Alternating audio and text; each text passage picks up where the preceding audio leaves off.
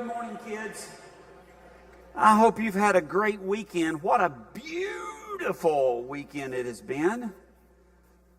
And a beautiful day today. Oh my goodness, what a beautiful day. Okay, well, before we get started, if you're doing the notebook thing, and we are in Hebrews, which is lesson 44, 6 more to go after today, but I pulled the same thing this week that I did in last week's lesson. I messed up the fill-in-the-blank answer thing, so let me tell you what the solution is so that you won't have to figure it out on your own. Okay, if you're doing the notebooks, on the fill-in-the-blank page there that has all the answers on it, under letter J, which is, I think it says Priestley, right? Okay, that actually should be, this isn't the big deal, but that should be priest. So just mark off the ly there. But here's where the big issue was. So between J and K there's another word that I left out. So you can just draw your little arrow between priest and sacrificial and add the word, and I just put it down as a K, so you'll have 2 Ks. Or you can do 2 Js, whatever you want to do. But the word is priestly. Priestly.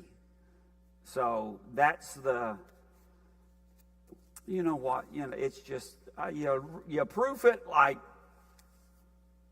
multiple times and you still miss things. What is J? J is priest. Priest. Yes. J is priest, and then insert between J and K, because if you look on page 265 up there, you'll see 2 Ks. See? This is in the lesson body. You'll see on page 265, you'll see K and K. So the first K will be priestly, the second K will be sacrificial. Okay. All right. If you have any questions on that, come up after words, and we'll get y'all straightened out here. Well, let's talk about the book of Hebrews, shall we? It is one of the most intriguing books. It is a fascinating book. A lot of people find it very challenging to understand. But boy, I'll tell you what, it can be one of the richest, most exciting adventures studying the book of Hebrews. I'll give you a preview of things to come here. After we finish Romans, we're going to do a couple of little books, because Romans is just big, profound 16-chapter book. And so we're going to do a couple of little books in our sermon series, in my preaching. But then I'm hoping either sometime maybe the middle of next year, probably, or maybe the fall of 2026, we're going to do an expository series through the book of Hebrews. It is such, I've taught Hebrews, but I've never preached a full expository series through the book of Hebrews. And it is one of the richest, and it is one of the most exciting adventures that there are. I remember when I discovered it, I actually write this here, you'll see it when you read it later. I discovered that when I was in grad school many years ago, and I took Hebrews with, and many of you will know this name, Dr. William Woodson. Dr. Woodson at the time was the director of graduate studies at Lipscomb. This was many years ago. This was in the early 90s. And so it's a very, very long time ago. And so I took that class with Dr. Woodson. And I'll tell you, I didn't go into it real super enthusiastic. And it wasn't because of the material I wasn't enthusiastic about. It was just my wonderful brother, Dr. Woodson. he wasn't the most, if you knew Dr. Woodson, he wasn't the most exciting presenter. I mean, there's some people that you like go to their lectures not because it's going to be delivered in a really super engaging way, but it is just the material. It's kind of like when Jack Lewis was alive, and Dr. Lewis, many of you know his name. Dr. Lewis was one of the most respected scholars, not only in our brotherhood, but worldwide, even in the evangelical world. Dr. Lewis, longtime professor at Harding Graduate School.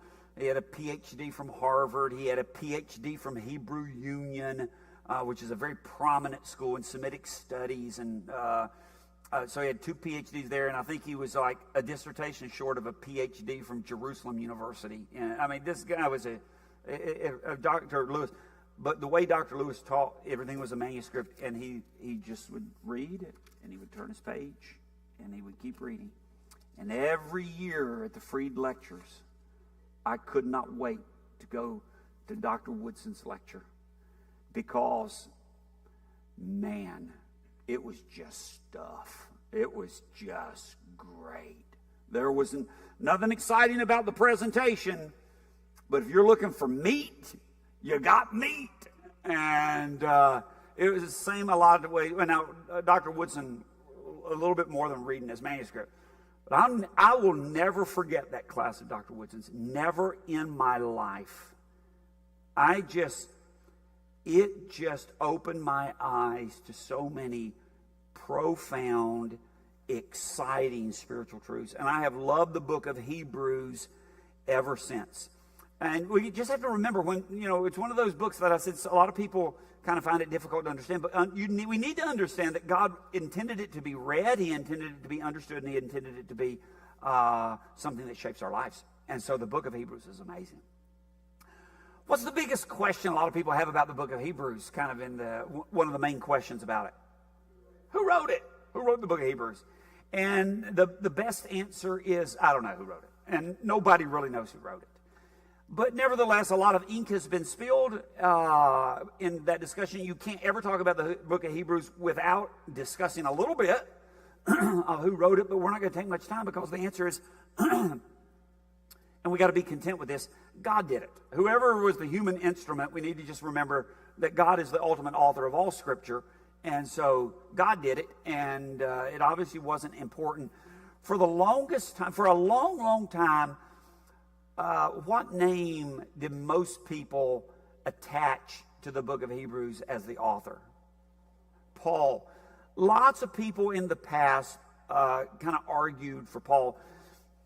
These days, very few scholars really argue for Paul anymore. And there's a few reasons. One,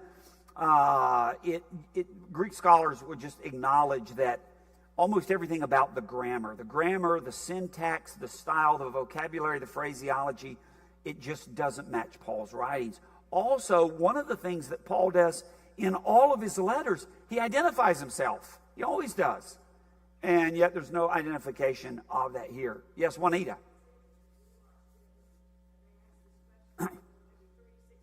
Really?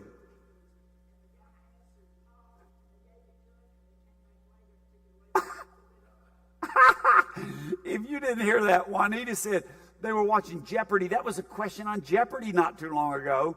Who wrote it? The guy said Paul.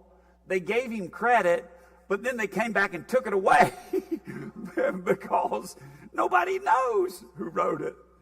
Yeah? Mm-hmm. What are the evidences that it belongs in the canon? From the earliest days, Sam just asked the question, how do we know it's part of the New Testament canon? From the earliest days, it was accepted by the church. Now, there's always just the whole process of transmission and the circulation of letters. Some letters did take a little bit longer to be accepted by the church.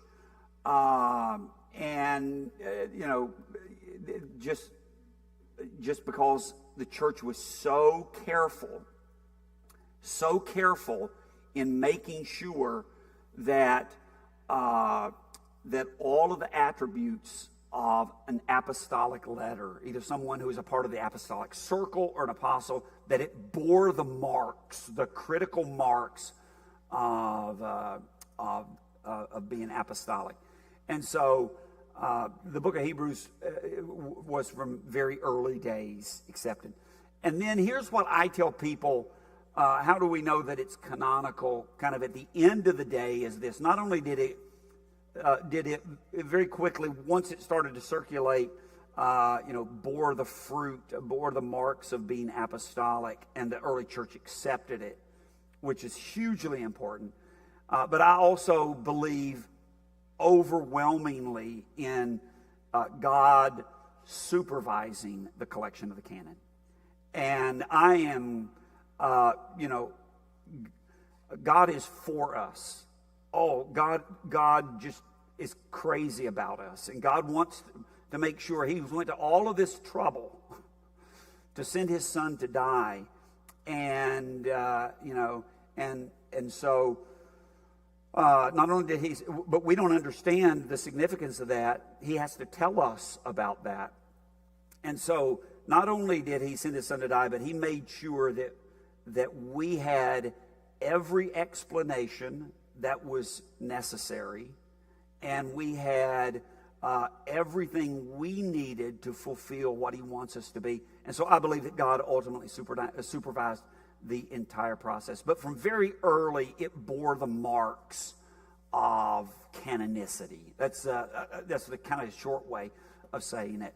But that's a good question, because, when there isn't an author, you wonder about that. Now, most interestingly enough, most letters, even the false gospels, people be writing things and they'd attach names to try to get people to accept it. They'll put an apostle's name or a prominent leader's name. But churches very quickly saw that the content didn't bear the marks of being apostolic in it. So there's a lot of those gospels. There's a lot of those gospels and writings around, but ultimately, God's supervision, I think, is the best answer. So, like I said, most people don't argue for Paul today. Again, he doesn't assert. And by the way, one of the things that the Hebrew writer says in chapter 2 and verse 3 is that the salvation which was first announced by the Lord was confirmed to us by those who heard him. Well, that doesn't sound like Paul at all. Because Paul argues in places like Galatians chapter 1 and verse 11 and 12, when he's talking about his appointment as an apostle, he says, I did not receive my message from man, nor was I taught it. Rather, I received it by revelation of Jesus Christ. And so that's what Paul says, but the Hebrew writer says it was confirmed by those who heard him. And so it sounds like that's not the language that Paul would use. There's a lot of other suggestions that are floated around out there. One, it seems that whoever wrote it knew Timothy. We know that from Hebrews chapter 13 and verse 23. Seems to have been a close friend of Timothy, which would certainly make this person a part of the apostolic circle, because there was no one closer to Paul as a trusted lieutenant and as a representative of Paul as Timothy was. And so because of that, some have suggested Luke wrote it, but that doesn't seem to be, most people reject that because Luke was a Gentile. He comes from a Gentile background. The writer clearly has a Jewish background, I think, in the book of Hebrews. Some think maybe Barnabas wrote it because, the whole book's immersed in Judaism and Jewish thinking and things like that.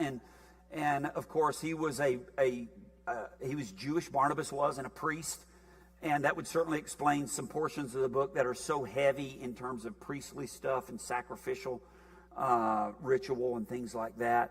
But at the end of the day, there is absolutely nothing, no piece of evidence at all that would suggest Barnabas was the writer. Apollos, some think that he could have been the writer because it's very eloquent. The language of the book of Hebrews is eloquent. The emphasis is on the superiority of Christ. We know that in Acts 18 that Apollos was a very eloquent man, and he spent, himself explaining the superiority of Jesus, that he is the Christ, and reasoning with people, and he was gifted at that. And but again, that's just a guess. There is absolutely no evidence that points to any one person. We just be content that God's the ultimate author and every Christian is the ultimate recipient, even though there was an original audience. So let's talk about that real quick. So when was it written? To whom was it written? Well, as I said, God doesn't reveal either who wrote it. God doesn't reveal who the original recipients were, but the contents obviously assume that the recipients were Christians. We know that. It's written to Christians. By the way, you'll pick up some commentaries that will say it was written to Christians, and it was also written to a group of non-Christians. And the reason they'll say it was written to a group of non-Christians is because of places like Hebrews chapter 6 that warn about falling away. And it's, what we were talking about this morning, the whole predestination thing and the whole Calvinist system. If you're unconditionally elected, if God chose your name out of the hat, well, you're not going to fall away. Part of the whole system is, you're persevering until the end. So they go, well, okay, that section can't be for a Christian. So they may say, when he's writing that section, he's talking to non-Christians and who haven't made the commitment yet to Christ. They've been convinced that Christ is the Messiah, but they haven't made, it's kind of, no. That is trying to, that's starting with a theological system and then fitting the letter around your theological system. And we got to always watch out for that. Yep, Lori. Yep.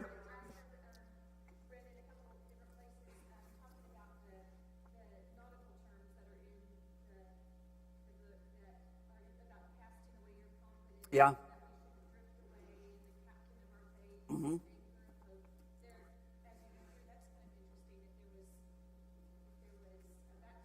Yep.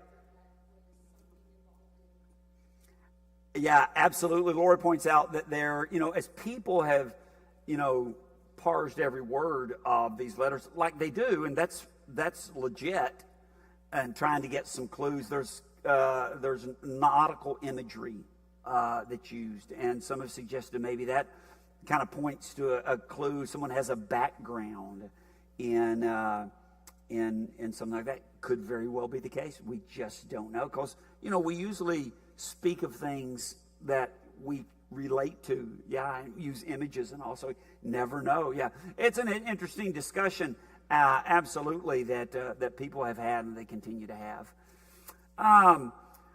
Well, so the recipients were obviously Christians, but it's also obvious that they were Jewish. The title suggests they were Jewish. As long as it's been around, that's what the title has been to the Hebrews. And so not only do you have the title, but so does the fact that, whoever's originally reading this book for the first time, this letter for the first time, they obviously have a pretty high knowledge of the Old Testament and the Old Testament system. But there's another thing that makes people think that it's written to Jewish Christians who are outside of the area of Judea, outside of the area of Jerusalem. And that's because the author frequently quotes from the Greek translation of the New Testament, something called the Septuagint. And if they depended on that, if they needed that to understand the Old Testament because they had lost the knowledge of Hebrew as a spoken language, then it could point to the fact that it's Jewish Christians who lived somewhere in the Roman Empire other than Palestine. Another thing that we can say about the original recipients is they were clearly experiencing persecution. They were suffering, and the reason of their suffering is because they chose to follow Christ. And when they chose to follow Christ, the result was just intense hostility. And so they're clearly at that point, the Jewish community, they are the ones that are just dishing out the hostility toward these Jewish Christians. And but the Hebrew writer says, you've not suffered martyrdom yet. So they've suffered a lot, but they haven't been killed yet. But with all of that pressure, as you're reading the book of Hebrews, it's clear that their faith is getting shaky, the faith of a lot of these people to whom he originally wrote. And they are beginning to flounder. Their faith is beginning to weaken. It's kind of teetering a little bit. And they're wondering if the cost of following Jesus is too high. And some of them are thinking about making life easier. And that is abandoning Christ and going back to Judaism. And so that's what we basically know about the original recipients. As far as when it was written, most believe it was written prior to AD 70, because AD 70 is when the Jewish temple was destroyed by the Romans. And I think this is a fair argument. If the writer of Hebrews is trying to show the superiority of Christ over Judaism, and the temple had already been destroyed, that's a powerful piece of evidence that the Jewish system wasn't intended by God to be the final covenant by which he would relate to people. But the Hebrew writer doesn't make that reference. And so, since he doesn't even mention it, most people think that the temple's still standing. Also, he mentions the sacrificial system in language as though it were still going on. And so there's a lot of reasons to think then that it was written before AD 70, probably not long before AD 70, maybe in the range of about 65 AD. So, yeah, Harry. In 813, he seems to be saying that the temple is about ready to pass away. Yeah, there are a couple of things like that. There are a couple of places like that that seem to that seem to allude to the presence of the temple. But again, and it wouldn't be for long. And it's about to go away. Yeah. And that's why I say it probably was written very close to AD 70, probably within 5 years of it. And that's why most people say it was probably written somewhere in that range. Well, let's talk real quickly about the content of Hebrews, and then we'll get into some of the lessons from the book of Hebrews. Again, persecution, it's about the reality of persecution for these original readers. And they are, again, in danger of slipping back into Judaism because that's the solution to alleviating the suffering. And so what they desperately need, they need encouragement. They need a mature faith. They need a stable faith that is going to stand no matter what. And really, that's what the book of Hebrews is all about. It is about coming to a mature faith in Christ of such a level of maturity and stability that no matter what rocks our world, that we stand fast, that we continue to hold on. That's what the book of Hebrews is all about. And that's why it's such an incredibly thrilling ride, the book of Hebrews, when you just go through it, real deliberately and explore all of these great images and everything here. So what the author does then is he just right out of the gate starts with the declaration that Jesus is the Spirit of everything. And to everyone and to everything, to the prophets, to angels, to the great lawgiver Moses. He is the one. Joshua led the people of God to a rest, but the real ultimate final rest is Jesus. Only Jesus is going to lead us to it. And so he's a better everything. He's a better high priest. Talks about that. I wish we could get into that. That Jesus is a high priest of the order of Melchizedek, and he's permanent. He's perfect. He's a mediator of a better covenant. The old one's obsolete. And then, so it's about the superiority of Christ and the new covenant. And he sums it all up then. He starts to sum it all up in chapter 10. Everything that he's been saying about Christ and the superiority of Christ and the new covenant. by warning his readers that if you give up the superior faith, if you give up Christ, then it is going to be a disaster for you spiritually. Hold on. They need inspiration. Maintain your faith, like the faith you see in all of the great people who went before you, like Abraham and like Moses and like David and all these others. You know, we read about that in Hebrews chapter 11. All of these wonderful examples of people who continued to trust God no matter what and endured no matter what. And then finally we get to the last chapter, and what we get to here is that this is a practical section, the last couple of chapters, where you've got the ethics of Christian living now. And, you know, your life is to be shaped by your dedication to Jesus. Jesus is superior. Trust him. And when you trust him, your life is going to reflect that. It's going to be reflected in your marriage. It's going to be reflected in your contentment. It's going to be reflected in your commitment to obedience to Christ. All of those things. There's a commentator named John MacArthur, and I like how he sums up Hebrews. I don't, since he's so radically Calvinist, can't use his a lot on Hebrews. But where he's in a section that's non-Calvinistic, it's good. But I like how he sums up, and I put it there at the bottom of page 267. I know you can read, but I'll read it here and you can follow along.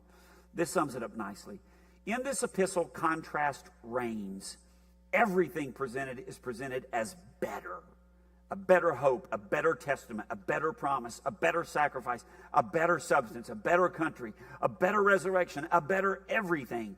Jesus is presented here as the supreme best. And we are presented as being in him and as dwelling in a completely new dimension, the heavenlies. We read of the heavenly Christ, the heavenly calling, the heavenly gift, the heavenly country, the heavenly Jerusalem, and of our names being written in the heavenlies. Everything is new. Everything is better. We don't need the old. Now the point, and he quotes Hebrews 8:1, now the point in which what has been said is this: we have such a high priest who has taken his seat at the right hand of the throne of the majesty in the heavens. Here is the whole summary of the Hebrews in one sentence. Ours is the high priest of high priests. He is seated. His work is done, completely finished for all time and for us. I just thought, okay, that's a great summary of Hebrews, and so I'll include that for you. Well, let's talk about some of the lessons here from Hebrews. There's a lot of lessons, and I just picked and chose from among many of the lessons there. The first one is what we just talked about, what I just read you, this great, nice summary, and that is your two blanks here on the lesson section. The first blank is Christianity, and the second blank is Christ. The superiority of Christianity is based on the superiority of Christ. See, people don't understand who argue one religion as good as another. They don't understand. They're not. Because no other religion has Christ. Christ is superior. Christianity is superior. And it's not because we're superior, it's because Christ is superior. And we don't ever forget that. We can't, and there's so many people who just, it's shocking how you see in our modern world how many people who want to, try to find, as much common ground as they possibly can with other faith systems, whether it's Buddhism, whether it's Islam, whether it's fill in the blank. And people exhaust so much time telling how much we're alike. I think that's And I think that's fundamentally misguided. Now, it's okay to acknowledge, hey, whatever, we have a similar ethical system or whatever in some ways. But Christianity is fundamentally different. That's the whole purpose of the book of Hebrews. Not to tell how much it's like Judaism, but no, it's superior because of Christ, because of Jesus. And we need to make that clear. Now, again, we don't say it in ugly ways and mean ways that aren't helpful in having conversations with people. But it's clear that Christ is superior, so Christianity is superior. That's the main lesson from the book of Hebrews. Another lesson from the book of Hebrews that I think is just so dominant, of course, is that, and the two blanks in the next bullet statement of the lessons, first blank is future, and your next blank is present. Focus on our promised future to get through the tribulations of the present. Well, it's going to get us through. Again, Paul in Romans chapter 8, verse 18, I consider the sufferings of this present age are not worthy to be compared with the glory that is to be revealed to us. And then he just takes us into what's to be revealed to us as heirs.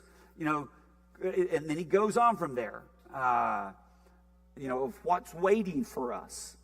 And you'll see that in the book of Hebrews. That's just so fundamental in hanging on. Hebrews chapter 10, some of the most important passages in Hebrews. Listen to how he gets them to try to hang on. Verse 32, but remember the former days when after being enlightened, that's another way of saying you became a Christian. After being enlightened, you endured a great conflict of sufferings, partly by being made a public spectacle through reproaches and tribulations, partly by becoming sharers with those who were so treated. For you showed sympathy to the prisoners and accepted joyfully the seizure of your property. And look at verse 34. How were they able to do that? How were they able to do that? Into verse 34. Knowing that you have for yourselves a better possession and a lasting one. You don't ever forget that. You don't ever forget that. And then he says, verse 35, therefore do not throw away your confidence, which has a great reward. See, he's got to get them focused as they're thinking about slipping back to Judaism to relieve themselves of this suffering. They've got to, focus on the future reward that only Christ can deliver. Only Christ can deliver that. Verse 36, for you have need of endurance, so that when you have done the will of God, you may receive what was promised. Man, we just got to keep focusing. We got to focus on the future. That's why I love to talk about heaven. That's why I love to sing about heaven. That's why I love to read about heaven. Just got to get focus. And I've never had a conversation or with anybody about heaven that, even if there's kind of disagreements on what the nature of it's going to be, I've never had a conversation that wasn't worth it because people are just thinking about heaven. Thinking about heaven. It's never a bad thing to think about heaven. And that's what he's trying to get them to do. You think about it. You stay focused on it. It's huge. You get down to chapter 11, then he gets into chapter 11 and he shows like Abraham. Look at Abraham. Verse 8. For by faith Abraham, when he was called, obeyed, going out to a place which he was to receive for an inheritance, and he went out not knowing where he was going. By faith he lived as an alien in the land of promise, as in a foreign land, dwelling in tents with Isaac and Jacob, fellow heirs of the same promise. Look at verse 10. For he was looking for the city which has foundations, whose architect and builder was God. He was focused on something better. He was focused on something better. You get over, of course, a little bit later, and we think about Moses had every conceivable thing at his disposal by being a son of Pharaoh. And verse 24 of chapter 11, by faith Moses, when he had grown up, refused to be called the son of Pharaoh's daughter, choosing rather to endure ill treatment with the people of God than enjoy the passing pleasures of sin, considering the reproach of Christ greater riches than the treasures of Egypt, for he was looking to the reward.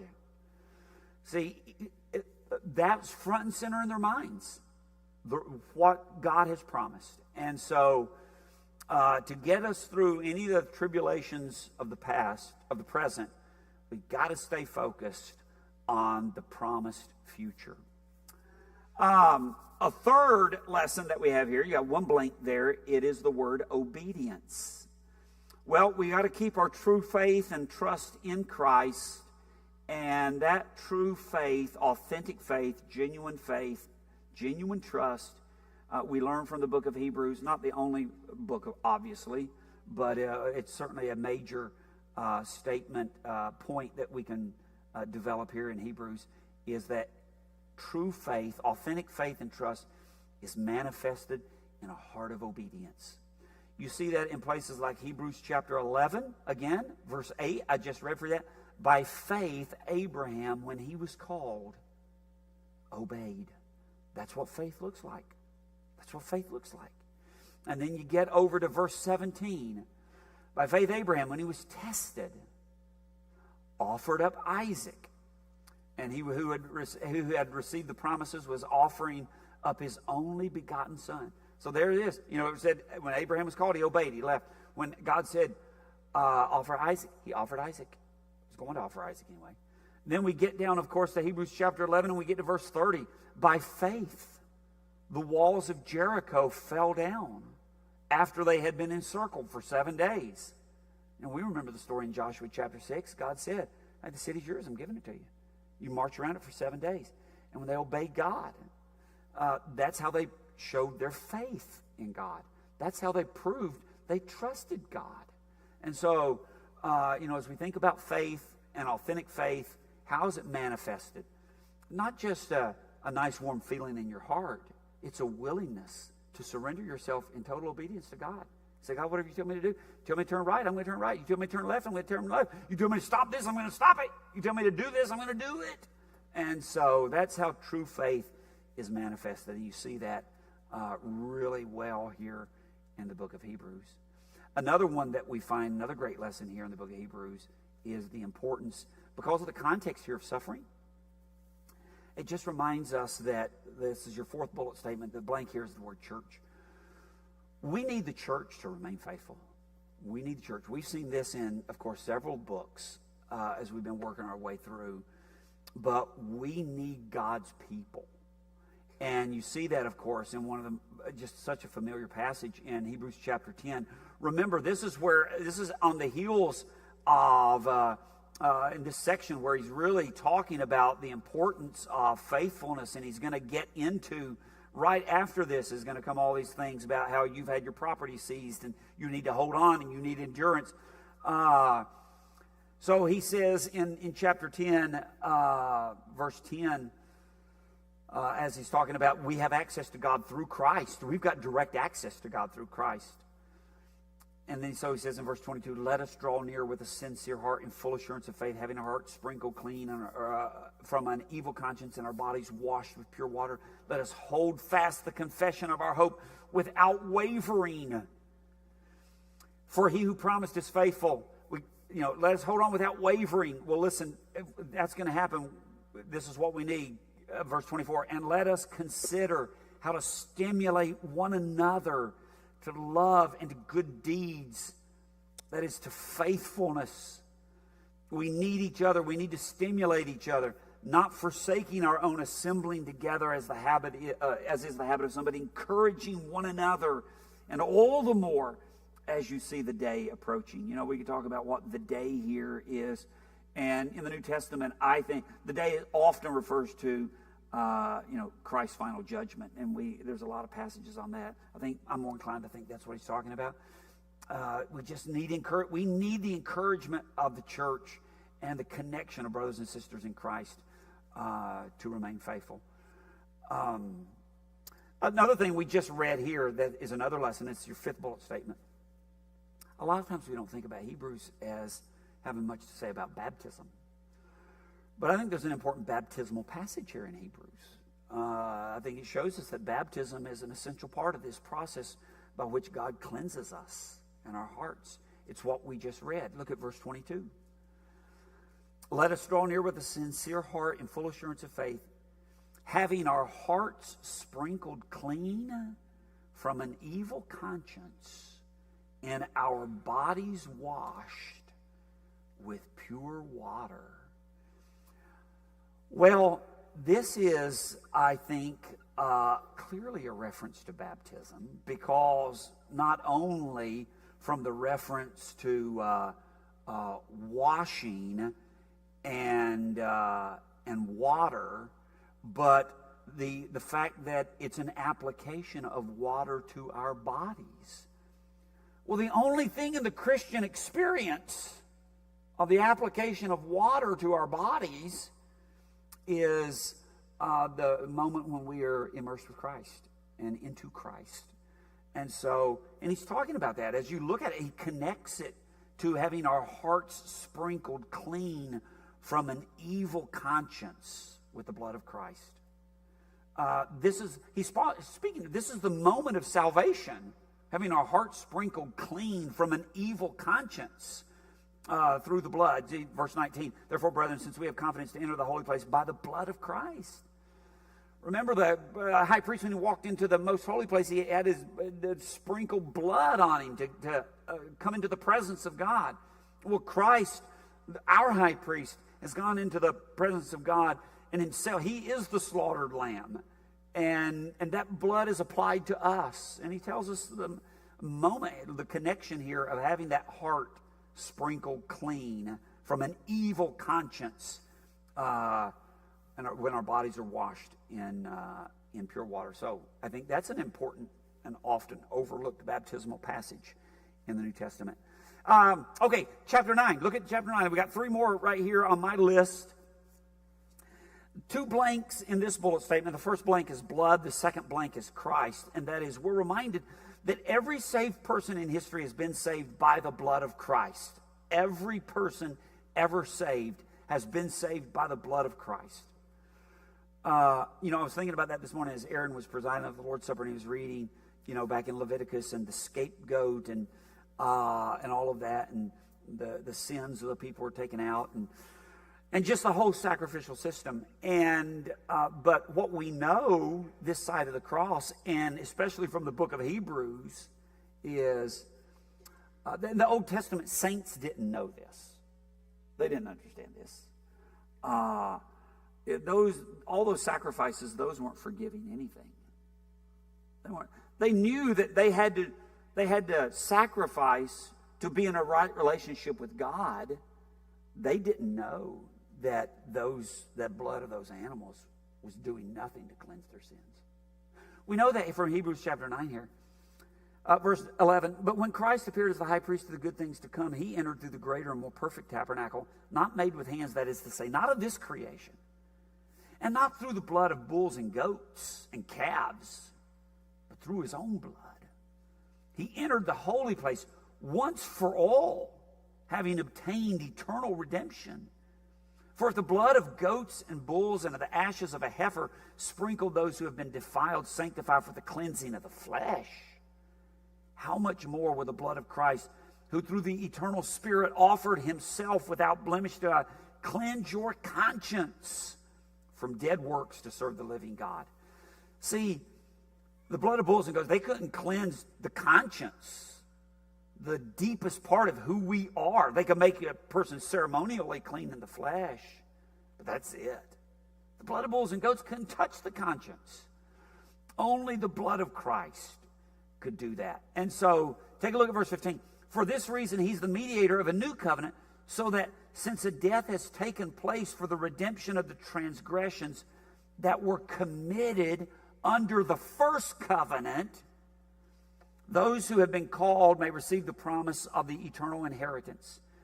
And so what we see here, he talks about in verse 15, the redemption through the blood of Christ, even made redemption of the transgressions that were committed under the first covenant. The blood of Christ reached back into the past, and God could forgive. Were the people actually forgiven back then? Of course they were forgiven.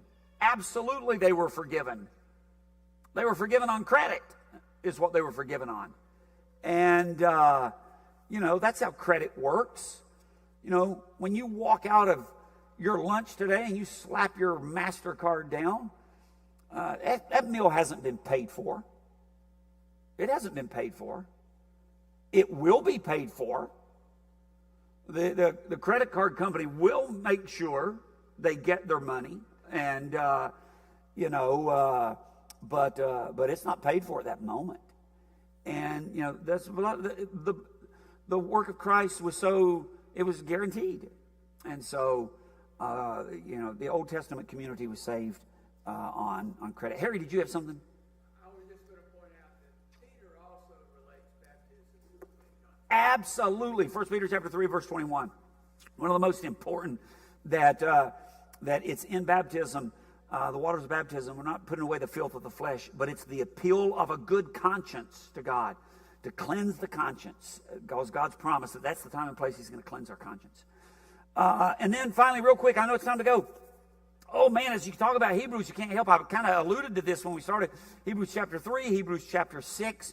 Be aware, it is possible to lose your salvation. It is possible. Again, the whole book of Hebrews is about warning. If you can't lose your salvation, what's the purpose of warning them for? And so it is possible. And I wish we had time more to talk about that. And then the last one real quickly, we must mature and grow in our faith so we can stand firm.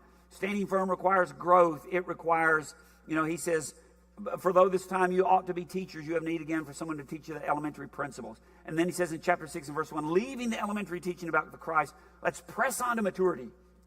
Listen, we got to grow. We got to get stable to endure what we need to endure. Okay. Thank you so much for being here. Thank you so much for your attention, your kind comments. Hope you have a wonderful rest of the day. I'll see you tonight, hopefully at 6 o'clock.